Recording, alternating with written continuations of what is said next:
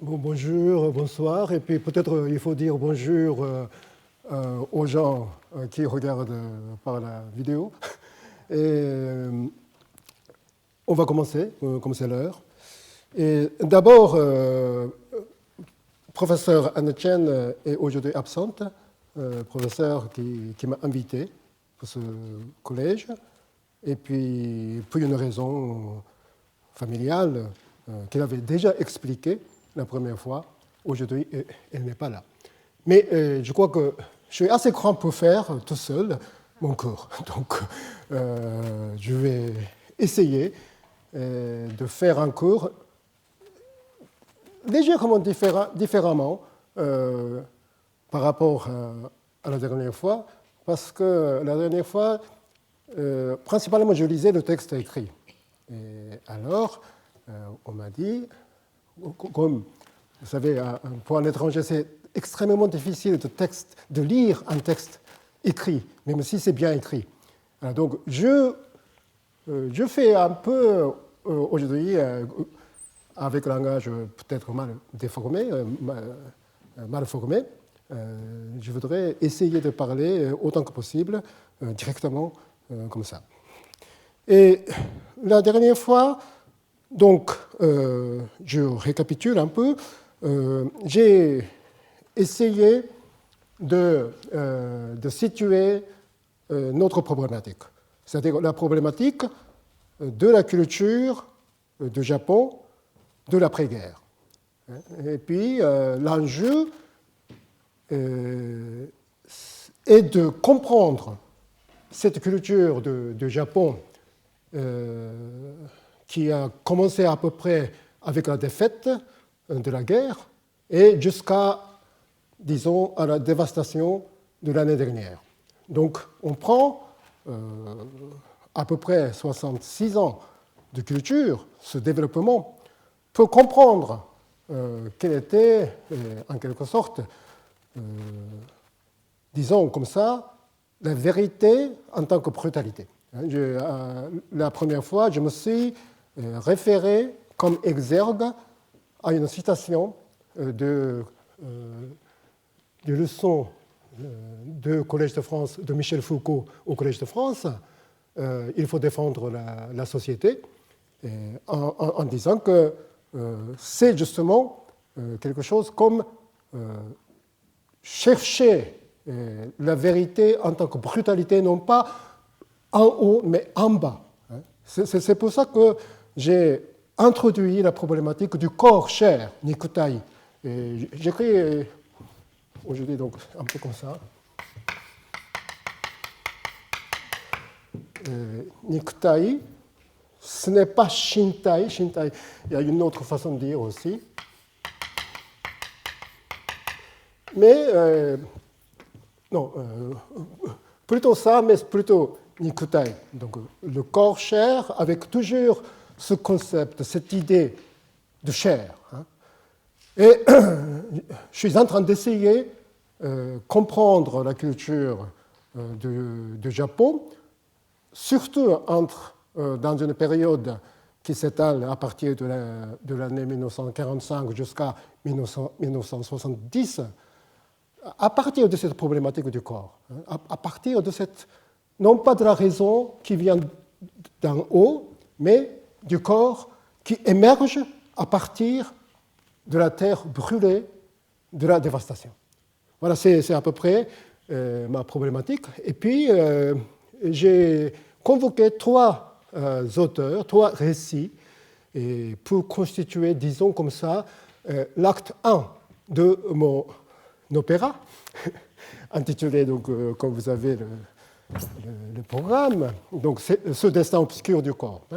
Donc, la dernière fois, ça a été le acte 1, qui était constitué à peu près par trois scènes, par trois récits, de Sakaguchi Ango et Ishikawa Jun et Nosaka Akiyuki.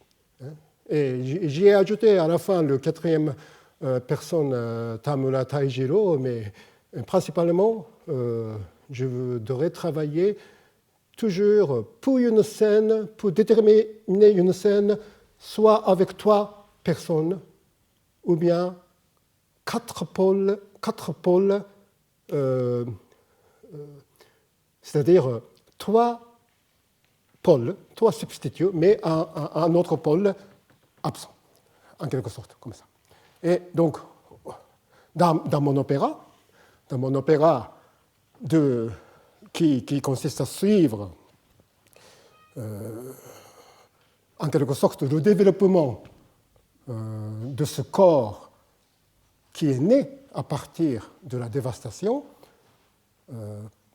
qui est en train de grandir, en quelque sorte, et toujours en soulevant le problème de la communauté, parce qu'il s'agissait bien de reconstruire une communauté, toute une société. Hein. Comment reconstruire toute une société, toute une communauté détruite complètement par la guerre, par le bombardement, etc. Alors, maintenant, aujourd'hui, je voudrais entrer donc dans l'acte 2, où il s'agit de la parole. Jusque-là, dans la première scène, on a vu à peu près un corps cher comme une femme idiote qualifiée comme la truie, hein, donc qui ne parle pas, presque. Et puis après, on est passé à un corps de l'orphelin, des enfants qui meurent de faim. Hein. Donc ce sont des enfants, des corps des enfants qui parlent à peine comme à la dinette, comme un jeu. Hein. Serre-toi, on se souvient de cette parole très tragique, une espèce de fantasme de jeu que Setsuko et Seita sont en train de jouer sans nourriture du tout. Donc, et après, on a vu le corps, peut-être un voyou, disons comme ça, ou bien un garçon, à peu près 14 ans par là, qui agresse, qui attaque le Ishikawa-jun, l'écrivain, dans un marché noir de Tokyo. Donc à ce moment-là, il n'y avait pas eu de communication verbale, donc sans parole. Alors jusque-là, on a assisté donc en quelque sorte à une émergence d'un corps cher, nikutai, à partir de la terre brûlée, et qui est en train de grandir, mais en même temps encore sans parole. Et alors aujourd'hui, je voudrais avec vous donc voir la séance de l'émergence de la parole. Aujourd'hui, le thème, c'est la parole, le langage. Comment encore apprendre un langage. Et vous savez, bien sûr, ce langage, ce n'est pas le langage, n'importe quel langage, mais il y a un moment bien précis pour un langage. C'est-à-dire, je ne sais pas comment dire. Disons comme ça, et je me réfère maintenant à un passage de Maurice Blanchot, comme toujours, de l'écriture de Désastre. Il y a un passage comme ça, intitulé, entre guillemets, La scène primitive. C'est un texte dans lequel un petit garçon, peut-être 14 ans, qui se situe à côté d'une fenêtre, qui regarde le monde. Et c'est ça. Vous voyez, tout le monde a eu cette scène primitive, donc réellement ou pas, peu importe, à un moment donné, on commence à comprendre qu'on n'est plus dans la famille, en quelque sorte, dans l'environnement. On entre dans un rapport de face à face du monde.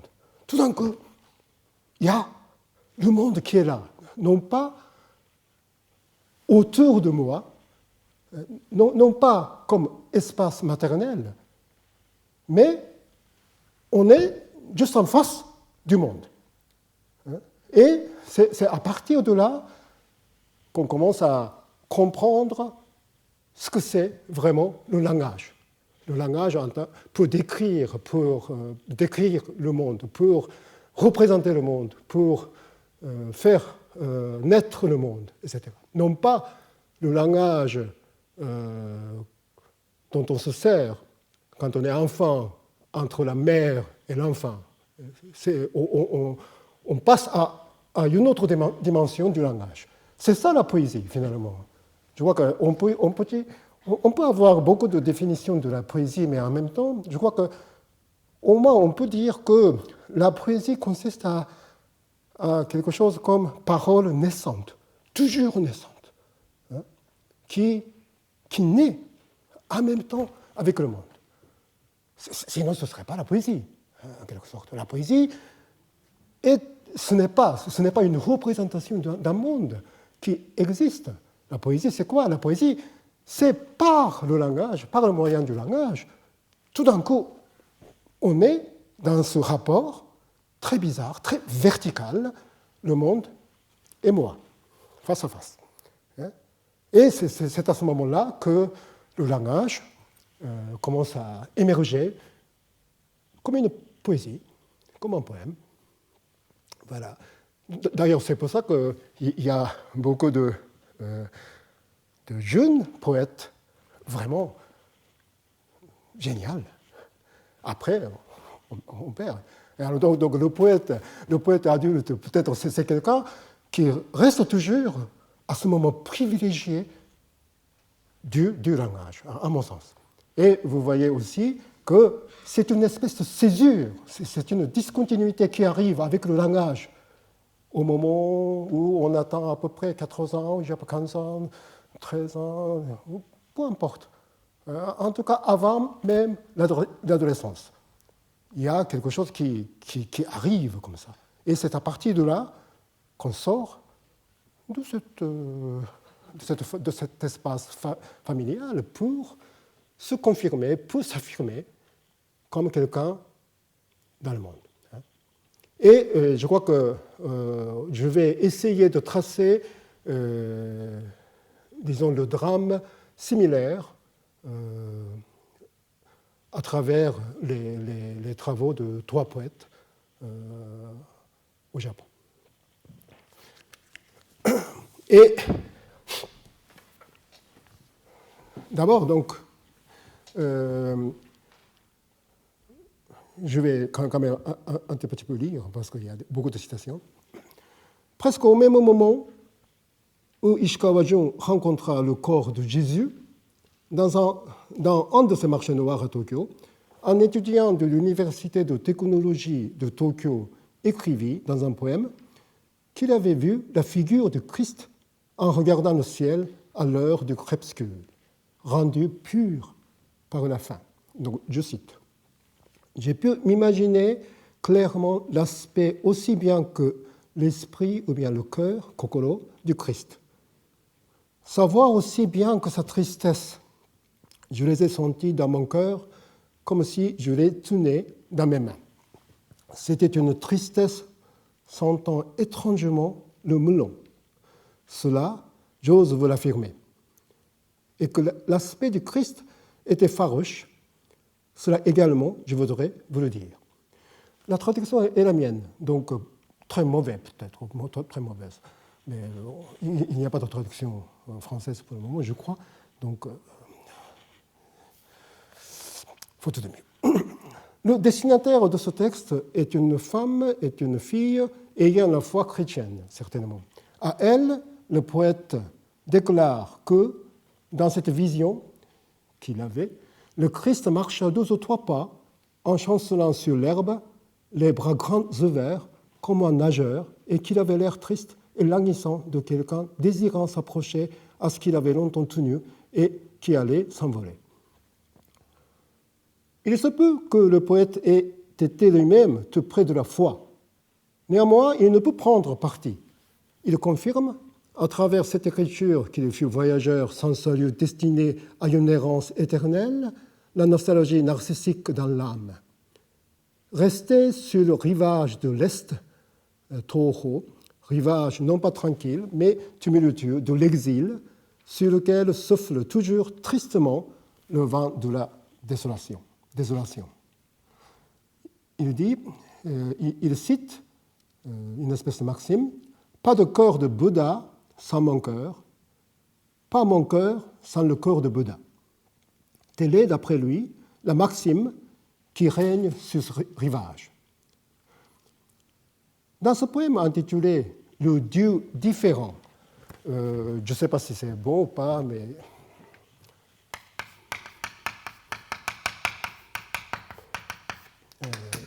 Yixin, on ne dit pas comme ça, mais je crois que c'est une espèce de néologisme, mais un différent Dieu, divinité différente, je ne sais pas comment traduire.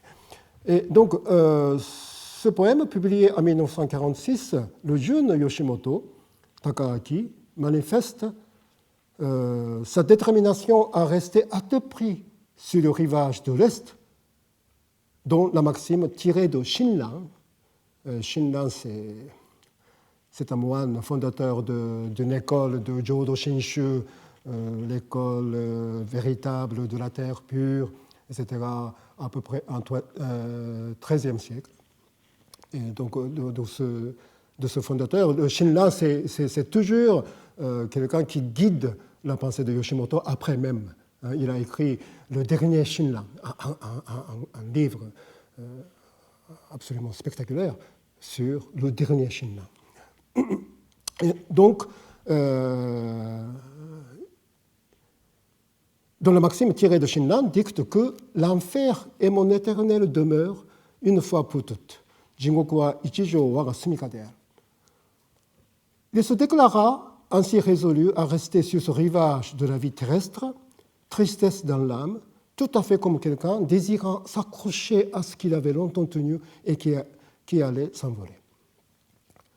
Alors, 5 ans après, donc en 1952, Yoshimoto, ce poète, penseur, publia à ses frais un petit texte en prose, Koyuji to no Taiwa, dialogue avec mon propre temps. Je ne sais pas si c'est aussi bien traduit ou pas, mais tel quel, dialogue avec mon propre temps. Texte inouï et incommensurable d'une aventure authentiquement poétique qui cherche, à travers une écriture sèche, dure et précise, à faire de la solitude abyssale de son existence un point de départ ou une borne plus ou moins solide à partir de laquelle il peut se tourner vers la réalité historique. Il écrivit ce texte d'une écriture hermétique, tandis qu'il travaillait en tant que chercheur chimiste dans une compagnie et qu'il s'engageait très activement dans le mouvement syndicaliste. Dans la journée, le travail et les activités syndicalistes, mais le soir, une écriture à la limite. Ce fut indéniablement une tentative d'auto-analyse de son psyché en souffrance, presque comme une psychanalyse, qui essaye de trouver ou rétablir au sein même d'une cavité existentielle dépourvue de toute signification ou toute raison d'exister, une propreté de soi, koyu, même si elle ne pouvait se donner qu'en l'état de dispersion.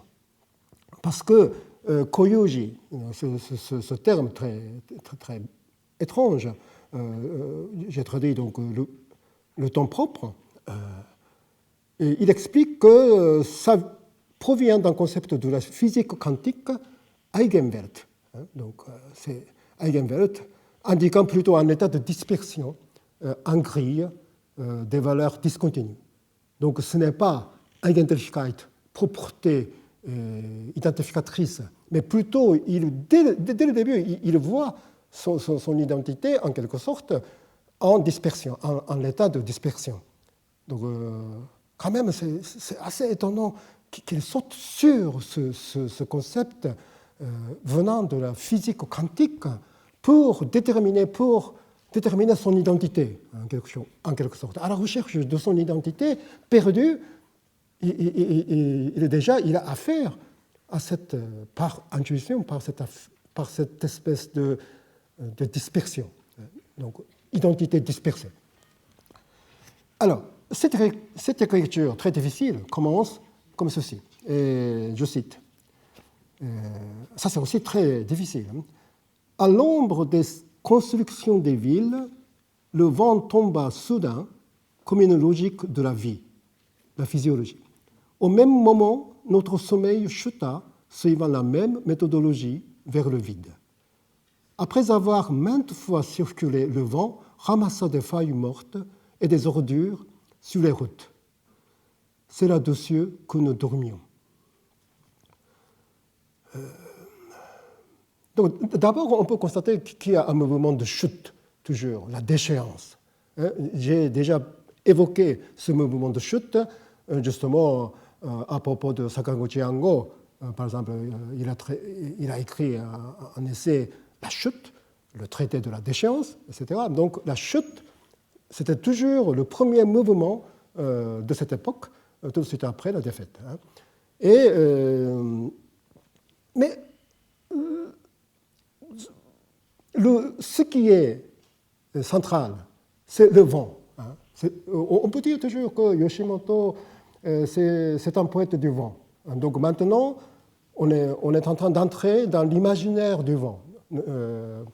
La dernière fois, c'était l'imaginaire, en quelque sorte, du feu et de la terre, et maintenant, c'est le vent. C'est le vent qui résume, en quelque sorte, comment dire, l'imagination de cette époque, tout de suite après la défaite. Alors, bon, bien sûr, il faut toute une prudence pour interpréter ce vent. Il faudrait peut-être l'univers imaginaire de Yoshimoto Takahaki pour analyser. Mais pour le moment, pour aller très vite, je me permettrai de suggérer quand même une toute première approche. Donc, avant tout, il faudrait comprendre ce vent. Sur la terre brûlée, à la suite sur les villes, à nouveau subitement reconstruites, le vent souffle toujours en circulant, en ramassant les feuilles mortes, les débris et les déchets de toute construction humaine, de toute réalité humaine. En fait, je me permets de le dire, c'est le vent du néant, c'est-à-dire le temps, et la conscience comme son corrélatif, qui s'avance impitoyablement bien que toutes les raisons de vivre soient perdues pour jamais, ainsi que le sens de l'histoire. Donc, le sens de l'histoire, il n'y a plus de sens, tout le sens est perdu, mais quand même, il y a le vent qui circule, il y a le vent qui arrive. Donc, c'est la continuation, en quelque sorte. C'est le temps qui arrive, malgré toute la dévastation, en quelque sorte, toute la perte du sens. Et c'est le nihilisme, certes, mais seulement il est conjugué étroitement avec un sentiment d'immense libération ou de dégagement, c'est-à-dire le ciel bleu. Dégagement soudain de l'engagement aveuglé et aveuglant de l'existence dans l'histoire.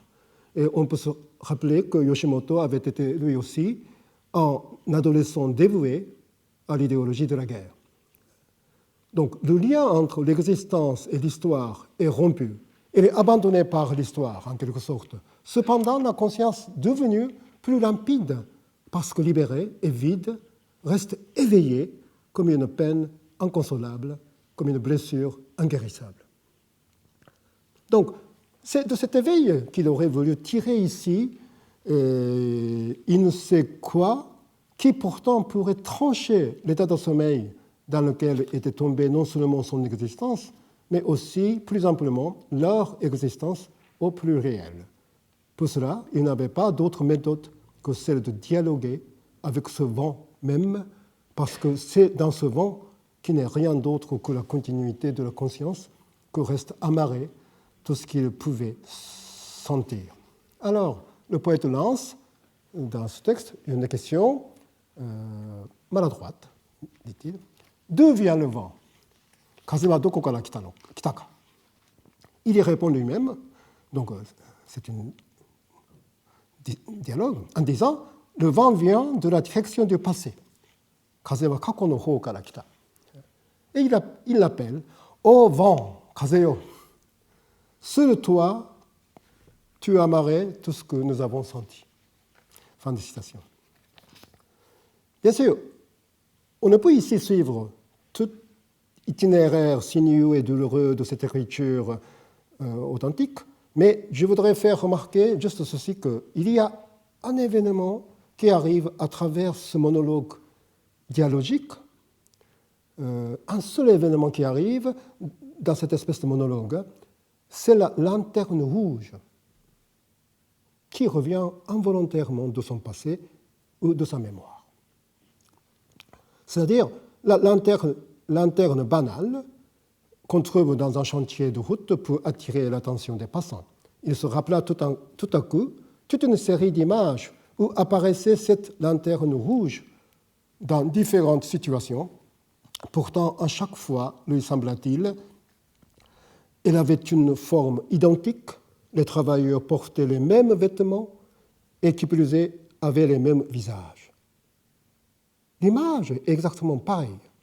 Le poète le remarque, jusqu'au point où leur pioche n'arrive à creuser qu'un tout petit peu de l'asphalte. Ce qui arrive comme événement est donc une répétition. La lanterne rouge, c'est quelque chose de complètement d'insignifiant. Il n'y a pas une valeur, une connotation. C'est une lanterne rouge qu'on trouve un peu comme ça pour la sécurité des passants, etc. Donc sans valeur. Mais ça revient sans arrêt dans sa mémoire quand il commence à se mettre en dialogue avec ce temps. Donc, tout à fait un peu comme une psychanalyse. Donc, c'est l'image qui revient. Donc, c'est une découverte décisive. Il écrit, je cite, « Quelle mémoire ! En sachant que la mémoire fixée n'est rien d'autre que le symbole de la forme de la souffrance présente, j'ai cessé de désirer fuir le lieu où je vis maintenant. » Et après, il dit, « Donc la solitude n'est rien d'autre que mon existence elle-même basée sur la perte des premières sensations humaines, que sont la joie, la colère, la tristesse, le plaisir. » Il faut donc accepter, donc pour lui, cette existence dénudée, isolée des premières sensations humaines, ningen. Ningen, il écrit en hiragana, donc il distingue ningen en hiragana, ningen en caractère chinois, donc kanji. Donc il y a toute une sophistication qui tourne autour du concept l'homme, l'être humain, etc. Mais j'en passe. Pour emprunter le concept sartrien, peut-être, cette inertie de la vie qu'est la solitude. Tel était, me semble-t-il, ce qu'il entendait par le mot seiri, la logique de la vie. J'ai traduit la logique de la vie, mais normalement ça signifie la physiologie, etc. Mais je crois que c'est une logique de la vie qu'il veut entendre. Et il dit comme ça, « S'il en est ainsi, que devrais-je regretter ?» déclare-t-il. « Tout en gardant la logique de la vie, donc seiri, je n'avais qu'à attendre que la sphère obscure du temps soit passée. » Au moins, dans sa conscience, il y a là une figure limite de la forme de l'être humain, ningen, comparable d'après lui au sacrement. Il est clair que le poète procède ici avec une méthode purement logique ou presque chimique qui exclut tout le lyrisme. Ce fut donc une expérimentation de l'existence humaine par le biais de la parole poétique à la recherche de la constante de son existence-temps. Cette procédure ne manque pas, me semble-t-il, de le conduire à une double confirmation. Ça, c'est très important. Donc, il confirme, il arrive à une vérité, en quelque sorte brutale. Rien n'existe pour sa propre raison. Mais de surcroît, il faut que j'existe pour ma propre raison. Je crois qu'on peut vraiment sentir que cette phrase résonne à travers tout son travail de la vie. Donc, c'est-à-dire, rien n'existe pour sa propre raison, mais de surcroît, shikamo, c'est un peu bizarre, il faut que j'existe pour ma propre raison. Et Quelle est donc sa propre raison d'exister? Et de son argumentation très complexe, poétique, je relève 3 choses, juste. D'abord, la haine qui reste éveillée. C'est la haine. Je cite, « Tout ce que j'aime s'était endormi tandis que la haine restait éveillée pour toujours. » Donc c'est la haine qui est réveillée. L'éveil, c'est la haine. Il est éveillé en tant que haine. Haine contre quoi? Contre l'histoire, disons comme ça. Et puis, deuxièmement, je vais un peu vite, le désir de retourner quand même quelque part. Je cite, « Regardant tout seul le ciel tout gelé, je désirais toujours rentrer un jour quelque part. » Autrement dit, je considère comme un destin la triste sensation que la route sur laquelle je marche depuis longtemps va aboutir finalement quelque part. J'accepte cette existence, mais quand même, il y a quelque chose. Il y a peut-être un peu comme l'influence de Shinran. Je rentre un jour à cette terre pure, en quelque sorte comme ça. Donc, je crois que dans son imagination, Amitabha, le Bouddha, est lié à ce désir de retour, en quelque sorte. Troisièmement, du même coup, marquer une coupe, une césure vis-à-vis du temps passé. C'est-à-dire, il dit comme ça, « Ce que je désirais, comme toujours, était, me semble-t-il, de former une séparation dans la direction de l'axe du temps que je sentais du côté du passé, à savoir de produire une sphère noire obscure. » Donc, il dit, je voudrais couper, je voudrais me séparer du passé. Donc, je voudrais marquer une césure dans cette continuité représentée par le vent, par le moyen du langage. Vous savez. Donc, ça correspond tout à fait à ce moment de blessure, de fissure dont j'ai parlé pour l'évolution du langage. Je crois que tout le monde passe à un moment donné cette espèce de fissure. Mais en même temps, cette idée de césure, de coupure, ça nous renvoie forcément, par exemple, à Césua chez Hölderlin, repris par Walter Benjamin, etc., etc. Il y a toute une théorie, ou bien toute une réflexion, une pensée sur césure. Je crois que moi, j'ai beaucoup, disons un peu comme ça, travaillé là-dessus, et je veux, à ma grande surprise, cette césure que Yoshimoto essaie de marquer ici correspondrait très bien, peut-être, à cette césure qu'on trouve chez Hölderlin, par exemple. Donc, et maintenant, donc, presque au bout de cette écriture, il arrive à apostropher non plus le vent comme métaphore, mais le temps lui-même. Donc, il s'adresse au temps. Temps auquel j'ai désiré donner une forme humaine, ningen.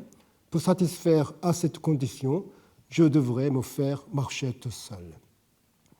Donc, avec cette résolution se produit une césure, un arrêt du temps. Je cite, « Tout à coup s'arrête le sens. Toutes les choses flottent apparemment en s'humiliant comme les nuages rouges au ciel malade. J'ai appelé cela triste dépaysement. » Triste dépaysement, c'est sekiryo dans le texte original. Je ne sais pas si c'est bon ou pas, mais triste dépaysement, je traduis comme ça, en considérant que c'était comme une cassure de l'existence, séison. Combien d'années sont passées depuis le moment où j'ai commencé à savoir ce que veut dire le temps? En moi, il y a quelque chose qui s'arrête net. Vous que j'aime, c'est moi qui me trouvais au plus profond de triste dépaysement, sekiryo, parmi tous les gens. Alors, arrêtez maintenant de qualifier la couronne de ma tête de toutes sortes de vocables. Fin de citation. Donc, ainsi, il réussit à donner une forme à ce qui reste éveillé en assumant son existence rejetée sur le rivage du triste dépaysement et en créant une césure de l'arrêt du sens dans la continuité inerte du temps. La tâche de l'écriture s'achève. Le travail du deuil de son âme étant terminé, son triste dépaysement se met à se mouvoir vers le lieu qui ne concerne plus son âme. Donc ce texte, Koyuji to no Taiwa, dialogue avec mon propre temps, s'achève ainsi. Je cite. De toute évidence, mon triste dépaysement allait se mouvoir vers le lieu qui ne concerne plus l'âme.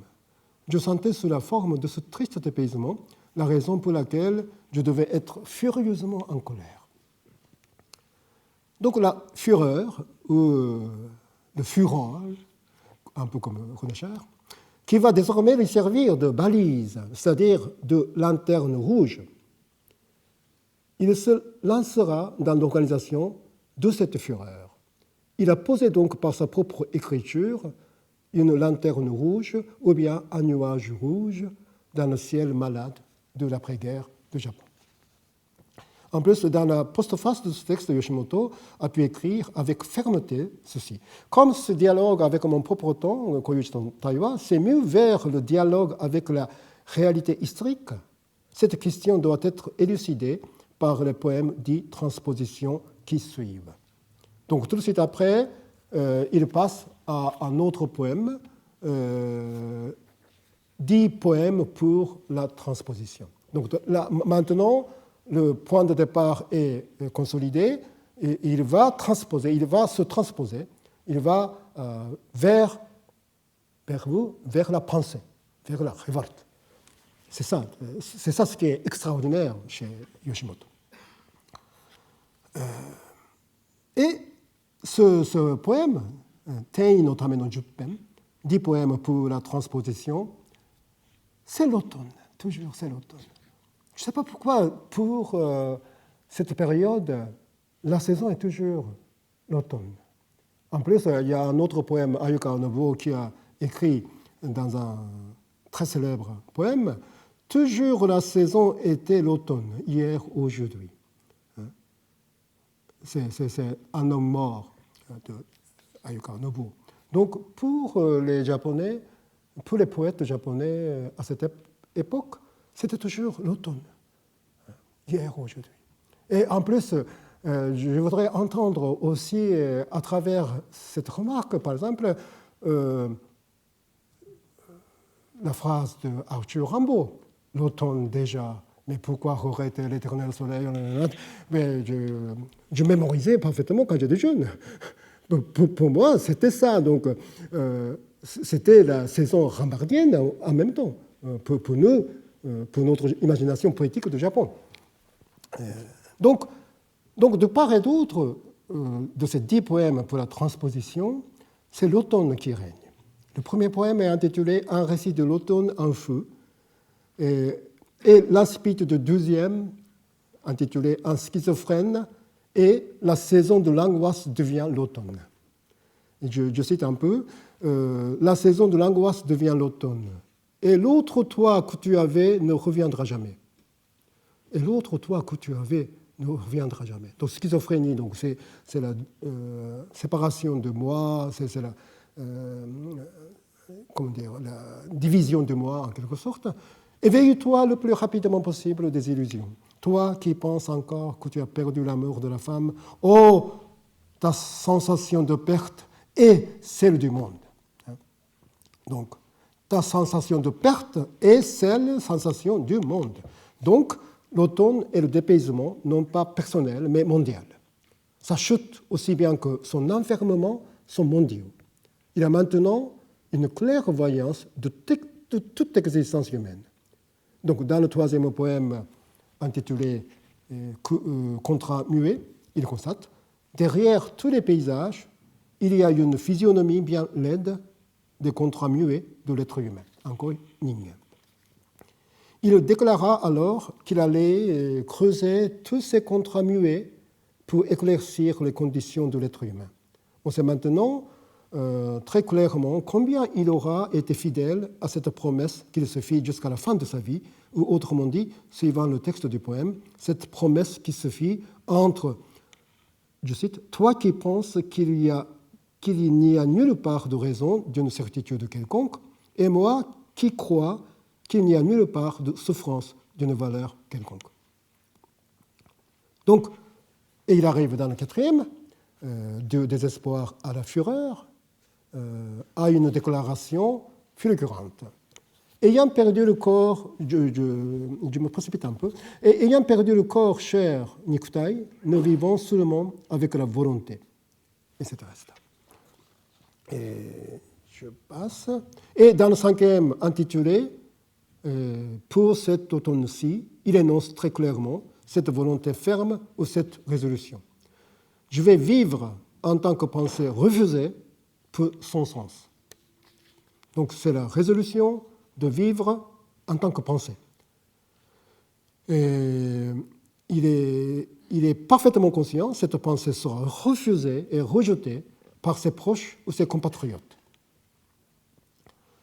Donc, je voudrais remarquer ici le commencement d'une pensée à laquelle Yoshimoto avait abouti par un douloureux travail de l'écriture poétique, et de même qu'insister sur le fait que ce commencement de la pensée s'accompagnait de l'enterrement du corps, et en d'autres termes, que la pensée dont il se vouerait désormais à vivre le sens était doublée de ce corps enterré qui ne cesserait pas de revenir comme fantôme aussi bien que comme l'ombre de cette pensée. Donc, il a décidé de vivre en tant que cette pensée, et qui a en quelque sorte enterré, enfui le corps cher.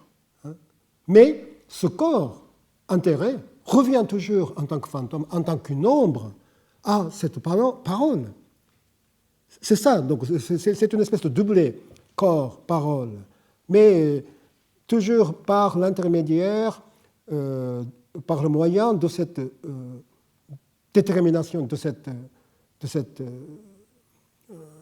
décision de césure, de fissure. C'est ça ce qui est extraordinaire chez Yoshimoto, qu'il a vécu ça avec une conscience bien limpide. Il a lui-même marqué cette césure discontinue. Donc, la pensée de Yoshimoto a ceci de particulièrement radical, qu'il a désiré penser tout à partir de rien. Il n'a jamais appartenu à une organisation académique comme une université, etc. Il a créé une petite revue Shiko, Essai pour le travail de la pensée, avec 2 autres littéraires, mais les autres se sont retirés tout de suite, et il garde toujours cette petite revue Shiko, et c'est à travers ça, il a essayé de, en quelque sorte, d'établir, d'expliquer tous les contrats muets de notre société. C'est l'anthropologie, la psychanalyse, la linguistique. Il a tout essayé, mais sans discipline, sans comment dire, esprit académique, toujours avec un esprit poétique. Il a tout essayé, dans un sens. Donc, anthropologie, on peut trouver anthropologie, la psychanalyse, la linguistique, tout est là, mais toujours avec une façon complètement d'un amateur, en quelque sorte, d'un penseur. Donc, ce n'était pas une philosophie, c'était une pensée, Shiso. Moi,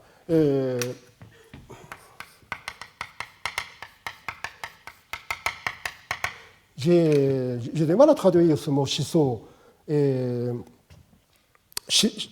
Bon, on peut traduire Shiso par la pensée, hein, c'est la pensée, mais ce n'est pas la pensée. C'est quelque chose, je ne sais pas comment expliquer. C'est un peu la pensée, mais en tant que la pensée, tout un système de compréhension du monde, en quelque sorte. C'est ça, qui dicte aussi comment agir. Tout est là. Et ce n'est pas la philosophie. Je vois qu'il y a un problème peut-être dans la culture du Japon dont je suis en train de parler. Il y a un problème par rapport au mot philosophie. Ce n'est pas forcément peut-être une philosophie, c'est toujours la pensée. Gendai Shiso, la pensée moderne. Et cette pensée Gendai Shiso du Japon n'aurait pas été possible sans Yoshimoto Takaaki, à mon sens. Parce que si en tant que metteur en scène, si je dévoile la trilogie de cet opéra concernant la culture du Japon jusqu'à 2011, c'est le seul penseur qui l'a accompagné toute la période, à partir de l'année 1945 jusqu'à cette année, parce qu'il est mort cette année, en mars. En plus, c'est le père de Yoshimoto Banana, donc de l'écrivain. Donc, à mon sens, si je convoque quelqu'un du côté de penseur, pensée, je ne vois pas d'autre personne que Yoshimoto comme quelqu'un qui a accompagné toute la période de cette culture de notre après-guerre. Voilà. Et alors, je voudrais parler aussi de son essai sur Matthieu, hein, parce qu'il a écrit après, très bizarrement, un essai sur Matthieu. Donc encore Jésus qui apparaît. Incroyable ça. La culture de Japon de l'après-guerre est obsédée par l'image de Jésus. Et comme on a vu tout à l'heure, Yoshimoto, il a essayé de se séparer de la foi chrétienne. Donc, non pas Jésus, mais j'ai choisi délibérément de rester sur ces rivages de l'Est, avec Shinran, avec le Jodo Shinshu, avec la pensée bouddhiste, en quelque sorte. Mais, n'empêche, il fallait qu'il travaille sur ce Matthieu, mais d'une façon très bizarre, parce que dans cet article n'apparaît pas le mot Jésus tel qu'on l'entend en japonais. Parce que ça apparaît toujours Jésus, c'est-à-dire la prononciation française. Pourquoi ? Parce qu'il se réfère à une Bible de la version seconde à la française, je crois. Mais je crois qu'en disant ça, il essaie de marquer qu'il ne s'agit pas de la religion. Il se sert de ce travail sur Matthieu pour confirmer la pensée de la révolte. J'ai envie de parler de tout ça, mais il ne reste que 10 minutes. Et puis, je voudrais parler encore de 2 poètes encore. Donc, je ne sais pas comment faire, mais... Bon, quand même, je vais finir ce Yoshimoto. Je crois que quand même c'est important. Donc, je vais lire. Je devais revenir ultérieurement à la fin de ma description de cet opéra sur son livre de discours sur les fantasmes de la communauté, parce qu'il a toujours essayé d'éclaircir le problème de la communauté à partir du fondement de la mythologie et de rituels, etc., etc. Mais peu importe. En 1945, Yoshimoto écrit un texte assez long intitulé Un essai sur Matthieu, sous-titré Une éthique de la révolte. Encore une fois, donc, une référence à Jésus. Décidément, Jésus hante le paysage de l'après-guerre du Japon. Cependant, chose curieuse, l'auteur adopte une transcription française de Jésus qui résonne très étrangement pour les Japonais, comme s'il voulait arracher le caractère religieux à la personnalité de Jésus. Dans cet essai, qui a pour point de départ le livre d'Arthur Doleus concernant la construction mythologique de l'existence de Jésus, dont la traduction japonaise a été publiée en 1951. Il cherche en quelque sorte à tirer une méthode qui permette de faire de la haine entre proches parents une pensée de la communauté. Donc, de la haine, à partir de la haine, comment transformer cette haine en pensée. C'est ça son grand problème. Il dit comme ça, je cite, « Ce n'est pas mon rôle ici de préciser comment Matthieu est le plus grand livre de plagiat de l'humanité qui ait jamais existé, ni non plus d'expliquer combien grand était le théâtre ainsi monté là, mais quant à son impression de la profonde obscurité, je ne peux m'empêcher de vous le dire. profonde obscurité. 実に暗い印象。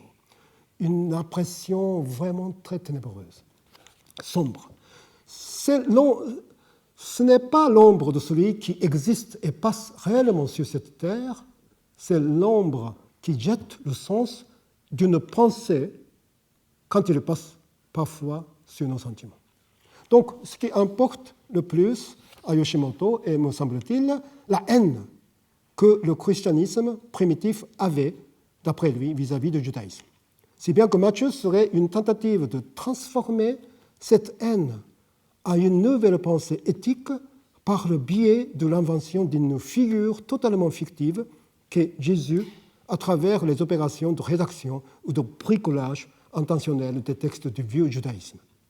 Dans cette optique, Jésus est le symbole de l'existence ambivalente, déchirée entre la réalité comme image projetée du sujet, shukan, et la réalité que le sujet existe, shutai. Là s'oppose rudement la conscience de l'existant et la réalité existentielle. Je cite, par exemple, la description que ceux qui sont méprisés, abandonnés et rejetés et qui en souffrent portent dans leur cœur comme un sacrifice les péchés du peuple, ou bien la description de la pensée masochiste que ses yeux furent satisfaits de la fatigue de l'âme montre clairement la conscience d'assumer positivement la crise existentielle comme la condition fondamentale de l'existence. Fin de citation. Il faut pouvoir partir de la déchirure. Il faut pouvoir établir une éthique, c'est-à-dire les principes des actes permettant de donner du sens ou de la raison à l'existence dépourvue de sens. Et le christianisme primitif lui semblait indiquer pour cela une méthode ou une voie possible. C'est la révolte. Révolte à partir de la haine, puisque, d'après Yoshimoto, le christianisme primitif saisit l'éthique comme fondamentalement opposée à l'ordre social. Face à l'ordre de la réalité impossible à changer, le christianisme primitif prétend qu'il ne leur est pas moins exclu d'établir un ordre à leurs sentiments bien qu'ils soient aliénés, méprisés dans la réalité. C'est une transformation de la haine en une pensée de révolte. Matthieu devient ainsi, pour lui, le livre de la révolte contre l'ordre social qui, par essence, opprime en implantant la haine entre proches parents dans le peuple. Pourtant, il n'aurait pas été Yoshimoto s'il ne s'était pas aperçu que le christianisme primitif, qui avait inventé ainsi Jésus comme figure de la révolte, tomba forcément, lui aussi, dans le même piège du judaïsme, c'est-à-dire de l'absolutisation de la pensée. Je cite, « Lorsque le christianisme primitif attaque la manière de penser du judaïsme en s'appuyant, disons, sur l'absoluité, caractère absolu, plutôt, de l'idée, il est forcément exposé, lui aussi, à une double conscience de l'hypocrisie, due à l'idéalité de l'attaque lui-même et à la relativité de sa réalité. Cette double conscience, l'hypocrisie, provient de leur sens aiguisé et précipité de l'éthique. » Fin de citation. D'un côté, il y a l'idéalité de la pensée qui se veut toujours absolue. D'un autre côté, il y a la réalité qui existe toujours comme relative. Ainsi, toute tentative de révolte risque-t-elle tendanciellement de se laisser récupérer dans l'institutionnalisation pour construire le régime comme c'était le cas pour le christianisme. Et c'est là que Yoshimoto a introduit un coup original de renversement de valeur ou de sens. Comme une conclusion, il arrive à avancer ceci, que c'est la relation qui est absolue, tandis que l'idée reste finalement relative. Avec la pensée, on ne peut échapper à la réalité historique à laquelle on participe au-delà de sa volonté. Je cite, « La volonté humaine a certes la liberté de choix. Dans le choix, on peut sentir la conscience de liberté ressurgir. Pourtant, la volonté libre de l'être humain, dans le libre choix, n'est que relative face à l'absolu que force la relation dans la réalité. » Fin de citation. Il ne s'agit pas pour lui d'écrire sur l'éthique. Ce n'est pas l'élucidation philosophique de l'éthique. Plutôt, il fait lui-même un coup éthique, un coup de révolte contre la pensée en renversant le schème. La relativité réelle est absolue. L'absoluité de l'idée est relative.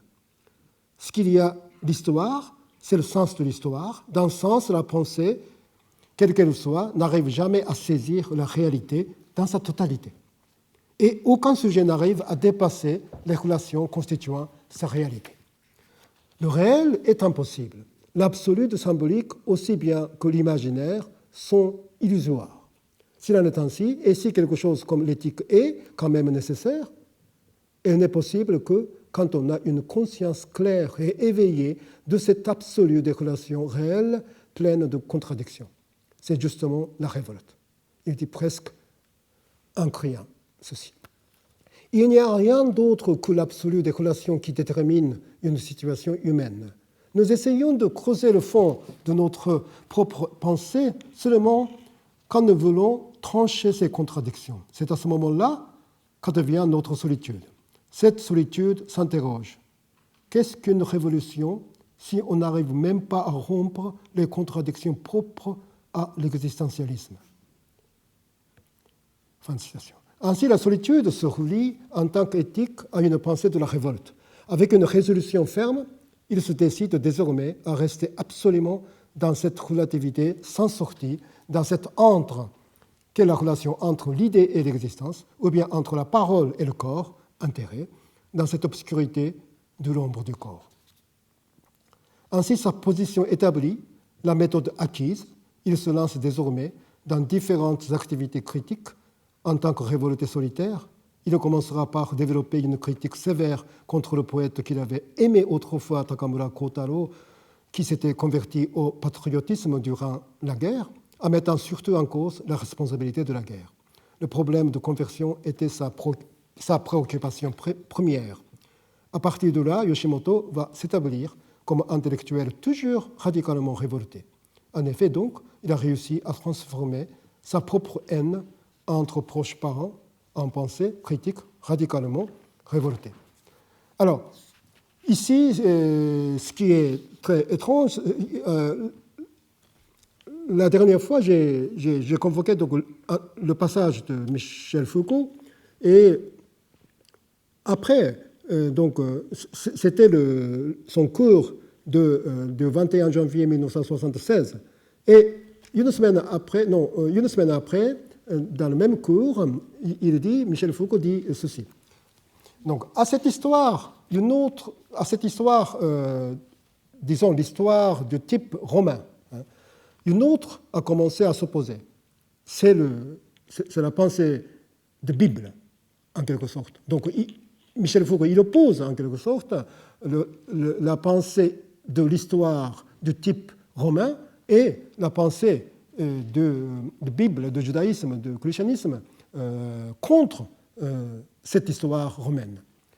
À cette histoire, une autre a commencé à s'opposer, une contre-histoire qui est celle de la servitude sombre, de la déchéance, celle de la prophétie et de la promesse, celle aussi du savoir secret à retrouver et à déchiffrer, celle enfin de la déclaration jumelle et simultanée des droits et de la guerre. En citation. Donc, j'ai l'impression que je suis en train de mener un peu un travail en parallèle à ce que Michel Foucault avançait donc, en 1976 en opposant le pouvoir contrat et le pouvoir guerre et l'histoire de type de continuité et l'histoire de contre-l'histoire, donc c'est-à-dire l'histoire de la révolte, l'histoire de la discontinuité. Et je voudrais placer en quelque sorte cette problématique de la corps, du corps, de la chair de Japon dans le même sillage un peu que ce pouvoir guerre conservé en quelque sorte dans une poésie, dans un corps. Donc c'est un peu dans cette optique que je travaille. Donc c'est pour ça qu'on comprend maintenant pourquoi tout le monde sautait sur la mythologie de Jésus. Pourquoi les poètes japonais avaient besoin de figures comme Jésus pour pour vivre son corps, pour vivre leur corps. Je vois que très intuitivement, pour ce poète-là, l'histoire de Jésus, la figure de Jésus, était quelques,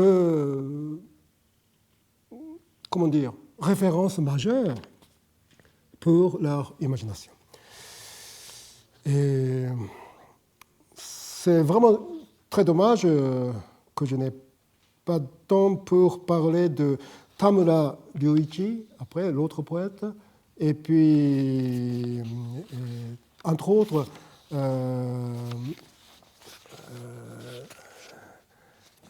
Yoshioka Minoru. Et je voudrais former, en fait, une espèce de triangle Yoshimoto Yoshioka et Tamura. Mais peut-être la prochaine fois, je continuerai sur cette piste quand même pour ne pas lâcher la poésie. Et peut-être je vais continuer. Peut-être parce que j'avais déjà préparé pour un autre corps qui est The 17 de Oe Kenzaburo. J'ai envie de parler aussi de ce corps terroriste. Donc, je vais voir comment ça organise, mais en tout cas, il faudra que je m'arrête aujourd'hui. Et donc, merci beaucoup. Et puis, je suis un peu... C'est un peu dommage, mais bon, peut-être je vais reprendre la partie où je me suis arrêté. Donc, merci beaucoup. Et puis, juste à marge de ce cours, la prochaine fois, ce n'est pas ici que je donne le cours, ce sera le dernier cours, mais il paraît que c'est la salle 5, juste en face. Donc, et puis, d'autre part, je suis invité pour parler avec les gens, avec les poètes français, et pour le 2 décembre, 1er décembre, samedi, au Centre parisien d'études critiques, 37 bis, rue de Sentier, à partir de 16h à 18h. Donc, c'est l'entretien avec les poètes de la poésie, la revue Poésie. Et je voudrais peut-être parler aussi de ce que je n'ai pas pu dire aujourd'hui dans cet entretien avec les poètes français. Donc, si vous avez le temps, venez. Voilà, merci beaucoup.